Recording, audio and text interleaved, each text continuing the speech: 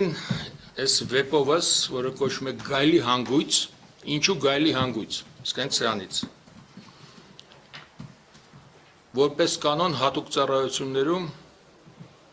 մոտեցում կա, գործողությունից հետո, երբ որ դիվերսիոն գործողություն ավարտում են, շարժվելուց դրանք շարժվում են հանգույցով, ուղիղ գնալուց հետո թեքվում են և դիրքավորում են ճանապարհի վրա, որպեսզի կարողանան իրենց հետապնդողներին, բարև ձեզ, որպեսզի կարողանան իրենց հետապնդողներին կողքից հարվածել։ Դրա համար կոչվում է գայլի հանգույց։ Այսինքն հետախույզների մասին է, ինչի մասին է գիրքը, փոքր պատմել ինչպիսին։ Պատմեմ ինչի մասին է գիրքը։ Այսօր մեր փոքրիկ Հայաստանը գտնվում է թուրքական հատուկ ծառայությունների ուղիղ մանրադիտակի տակ։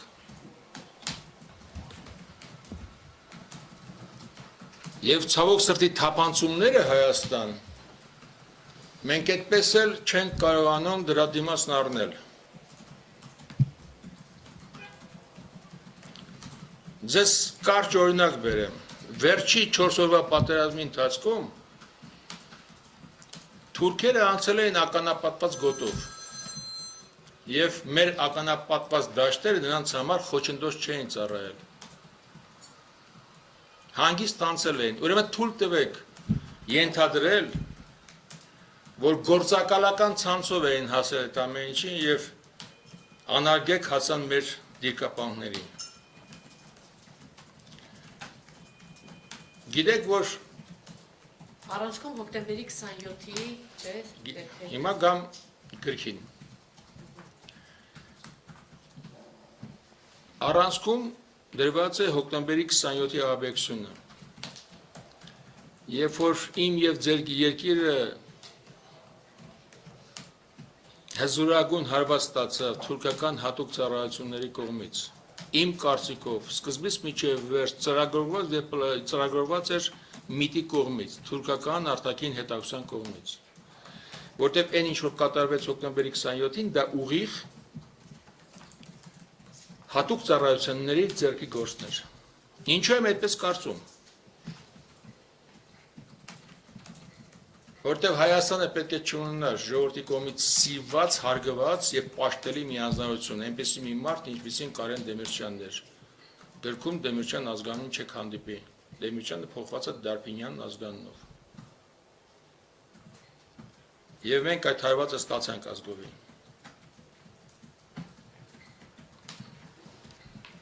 Եվ հոկտեմբերի 27-ին առանցք ունենալով գրքում, հոկտեմբերի 27 առանցք լինելով հանդերձ, գրքում կհանդիպեք սկսած 11-րդ դարում ստեղծված Ալամուտից, Իբն Սաբահի ստեղծած պետությունից, ասասիների, մարդասպանների և ժանդակից Թուրքիայի հատուկ ծառայություններ միջև։ Բարձրացած զուգահեռ քրդական հարցը, բացված է որոշակի եզիների խնդիրները Արևմտյան Հայաստանում բնակվող։ Այնպես որ իմ կարծիքով շատ հետաքրքիր կլինի։ Էքսկուրսը բավականին լայն է։ Հոկտեմբերի 27-ի հետ կապված ինչ որ անուններ կլինեն գրքում կամ ինչ որ բացահայտումներ գուցե։ Գրքում ես տվել եմ երկու տարբերակ, ինչպես կարող էին Թուրքիայի հատուկ ծառայությունները իրագործել հոկտեմբերի 27-ը։ Գրքում հոկտեմբերի 17-ն է, փոխված է անունները, բայց դա կապ չունի, ընթերցողը ամեն ինչ կհասկանա։ Տվել եմ, թե ինչ դեր ու նշանակություն է ունեցել մեր անվտանգությունը հոկտեմբերի 27-ին։ Ինչպես է մեր հակահետախուզությունը փորձել աշխատել և կանխել հոկտեմբերի 27-ը։ Ինչ է հաջողվել և ինչ ընդհանրապես չի հաջողվել։ Ինչպես դա կայացավ, ովքեր դա կատարեցին և ում ձեռքով ինչ հնարքների դիմեցին։ Այդ ամեն ինչում ծանոթանանք այստեղ։ Սոնա, հարց չունես։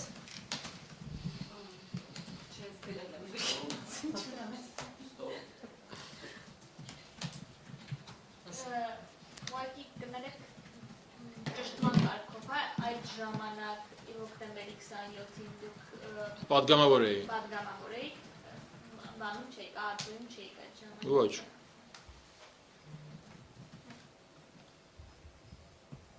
Ուրիշ ինչ կարող եք գրքի մասին ասել, միջև ընթերցելը։ Ես համապարփակ ասացի, սկսեցի 11-րդ դարից, ավարտեցի 21-րդ դարով, այնպես որ ամեն ինչ Ինչը ձեզ ասացի։ տվեց այս գիրքը գրել։ Սա գրել եմ հատուկ ծառայությունների, բոլոր են պայծառ քաջորդների, որոնք պետք է հիմա աշխատում են եւ որոնք պետք է ապագայում աշխատեն, որտեղ գրքի ընթերցումը նրանց շատ բան կտա։ Կծանոթացնի հատուկ ծառայությունների ձեռագրի մոտեցումներին եւ գործելաոճին։ Հոկտեմբերի 27-ի առանցքում այդ ողբերգական դեպքն է, ինչ է կարծում հոկտեմբերի 27-ին միջով անցած գրած մարդիկ կամ նրանց հարազատները այս գիրքը ինչ կտա իրենց, այս գիրքը իրենց։ Ես չեմ կարող ասել, թե գիրքը իրենց ինչ կտա, ավելի լավ է իրենց հետագայում հարցնեք։ Գրքի Վազգեն Սարգսյանի ես գրքում անդրադարձ եմ կատարել, որ այս ամեն ինչ ուղղված էր դեպի Կարեն Դեմիրճյանը։ Պետք է Կարեն Դեմիրճյանը չլիներ առաջի հերթին։ Սարգսյանի մասին ոչինչ չկա։ Կա ընդհանուր կա, բայց ուղիղ ոչ մի բան չկա։ Այս ժողովրդի իշխանությունների ինչ-որ բան կա այստեղ ուղղված ասված թե Իշխանությունների ասելով հենց դա նկատի ունեի, ինչ-որ բացահայտումներ գուցե լինեն գրքում, որոնք մինչև այսօր մենք չենք իմացել։ Դուք կընթերցեք, հետո այնտեղ կերևա, էլի։ Եթե բացահայտեցիք, ուրեմն կբացահայտեք, կասեք, ես էլ կիմանամ։ Ինչ է ձեզ մղեց այս գիրքը գրելու։ Նախ եւ առաջ ինձ անհանգստացնում էր իմ հայրենիքը, որը թշնամու առջև լրիվ մերկը։ Վասնզես վերջի 4 օրվա պատերազմը։ Եթե հեռու չգնա։ Օրական տասնյակ, եթե ոչ հարյուրավոր կանայք են գնում առևտուր կատարելու Թուրքիայում։ Ձեզ հավատացնում եմ, նրանց որոշակի տոկոսը Թուրքիայից վերադառնում է որպես գործակալ։ Եվ դա ինչպես է կատարվում, ուղիղ գրքում բացահայտված է աշխատանքը, ինչպես են մեր քաղաքացուն, մեր հայույուն, հային, որպես այդպեսի կերպար, դժվար է, չէ՞ որ թուրքը հավաքագրի, ինչպես է հայույին վերադառնում իր հայրենիք որպես գործակալ։ Ես տվել եմ այդ հավաքագրման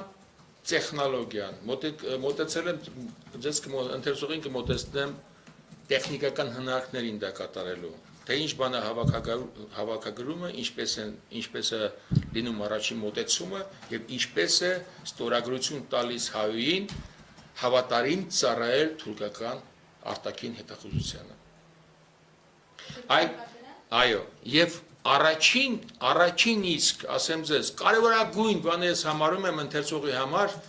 իմ ազգակիցների համար, որպեսզի նրանք ծանոթանան, թե ինչ որոգայթներ ունեն լարած հատուկ ծառայությունները, թե ինչպես են ամենահայրենասեր մարդուն ինչպես կարող են րոպեների ընթացքում վերածել գործակալի, որպեսզի շրջայաց լինեն, նման որոգայթում չհայտնվեն։ Կարելի է ասել, որ գիրքը Հայաստանի հետախուզական ապարատի բացասական կողմերի թերությունների մասին է, այստեղ մենք կտեսնենք, որ նրանք Ոչ, դուք թերություն չեք նկատի։ Դուք կնկատեք, այո, դուք կնկատեք շպարգալկայի պես մի բան հավանական է։ Ես նպատակ չեմ դրել անարգանկեցությունին գամել մեր հատուկ ծառայությունները, ընդհակառակը։ Ուղիղ միտում ունեմ, որպեսզի նրանք ավելի լավը դառնան։ Ես համենայն դեպս եթե մի քանի բանի հասել եմ այս վեպից մեջ, առաջի հերթին, բացի հարյուրավոր նոր ինֆորմացիայից, որ ստանալու եք, առաջի հերթին ասում եմ ձեզ, միգուցե, եթե ես այս գրքով օգնեմ մի հայի, որին թուրքերը չհավաքագրեն, համարեք, որ գիրքս կայացել է մինչև վերջ։ Շնորհակալություն։ Գրքին կանաչ ճանապարհ։